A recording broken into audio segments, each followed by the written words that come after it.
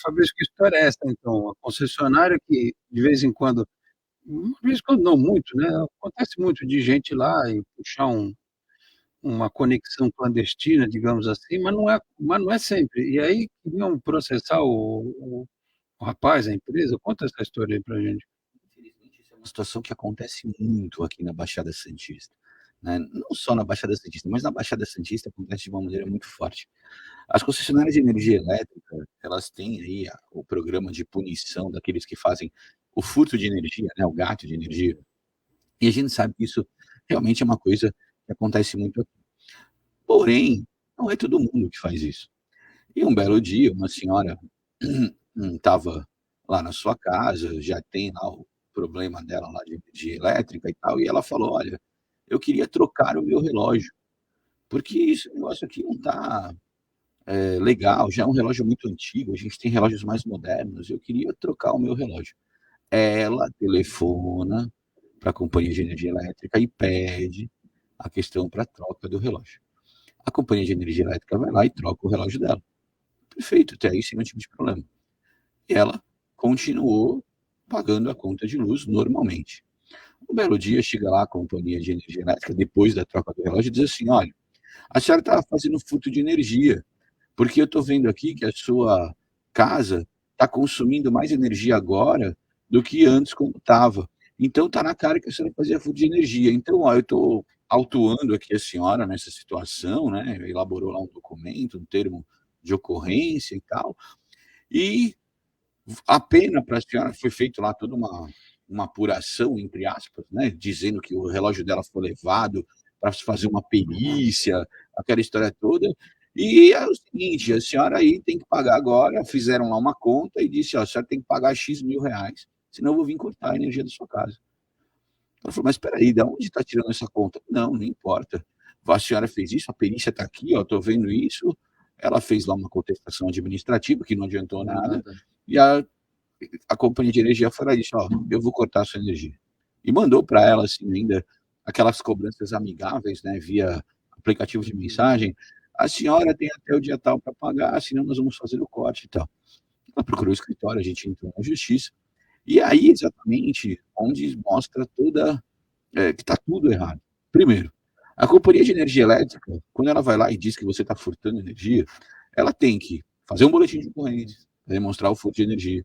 Ela tem que pegar aquele relógio, levar para uma entidade, né, terceirizada que possa fazer uma perícia, como, por exemplo, a polícia científica, né? Exatamente, a polícia científica ou o Inmetro, quem quer que seja, para poder fazer isso, demonstrar exatamente que está ocorrendo furto. E o mais importante de tudo isso, se o débito é pretérito, ou seja, ela lá fez a companhia de energia fez aquela conta absurda e colocou lá 36 meses para trás a conta. Arbitrariamente. Arbitrariamente. Fez essa conta pelo período de 36 meses, que é, na verdade, o que diz a resolução, né? Mas de uma maneira arbitrária, mostrou lá e falou, ó, se ela deve X mil reais, tem que pagar isso, senão eu vou cortar.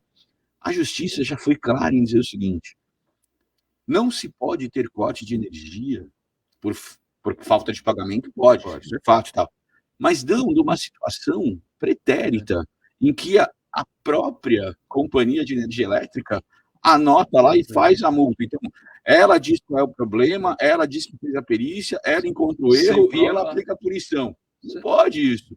Né? O STJ já se manifestou várias vezes sobre isso. E foi aí que a gente entrou na justiça. E é uma concessionária de serviço público. Exatamente. Né? E aí a gente entrou na justiça.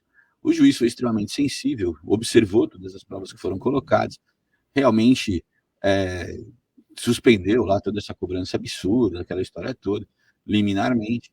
E ainda existe até mesmo a possibilidade, por conta de todos esses transtornos que aconteceram, né, dessa moça ainda receber uma indenização pela violação da perturbação da tranquilidade, pela situação aí que causou aí em relação ao dano moral. O problema não é relacionar ao valor que ela tem que receber, mas sim que a companhia de energia elétrica, a companhia de água, as companhias de telefone fazem isso todo santo dia. Não é nem discricionário, é arbitrário. Exatamente, todo santo dia. Se a gente for olhar especificamente para as questões de energia elétrica, aqui na Baixada Santista, o sistema de apuração ele é terceirizado. Então é mais ou menos assim, a companhia de energia elétrica contrata uma empresa terceirizada para que essa empresa preste os serviços para poder fazer tudo isso. E a empresa de serviço ganha lá um X por mês. Só que ela tem uma bonificação. Se ela descobre onde tem os gatos de energia, então ela ganha um plus. Então você imagina, todo cara que vai dizer que tem problema de gato de energia, quando na verdade não existe.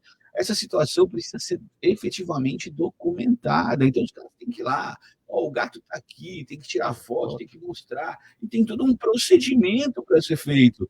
Não dá, é aquilo que a gente está falando, né, de exercício arbitrário das próprias razões, de eu querer resolver tudo com as minhas próprias mãos. E a Anatel, que é a ANEEL, né? ANEEL. A ANEEL não, isso não chega neles, eles não... Então, as resoluções são feitas pela ANEEL. As empresas de energia elétrica, de telefonia, né, que no caso aí é a Anatel, de água, que é a ANA, né, que é a Agência Nacional de Águas e tal, tem todas essas resoluções. Só que você imagina, as pessoas precisam denunciar a Anatel para que essa situação funcione, para que haja essa apuração. Muitas vezes, a pessoa que está fazendo isso é uma pessoa de baixa renda, de baixa escolaridade, que tem dificuldades, né? E qual é a primeira coisa que Essas você concessionárias, pensa? elas são multadas pelas agências? São multadas quando se comprovam o volume de situações como essa. Mas hoje, infelizmente, esse volume não é divulgado porque as próprias pessoas não fazem essas comunicações. É aquela história, Alex, você está na sua casa, vai chegar lá a época do Natal, nesse caso específico dessa senhora, dessa concessionária de energia elétrica, era a época do Natal, de fim de ano. Você imagina você estar na sua casa com o pessoal chegando, aquela coisa toda, e de repente diz assim, então eu vou cortar sua energia, o que você faz? E essa agência, pelo que você está falando, ela é mais reguladora do que supervisão. É isso mesmo.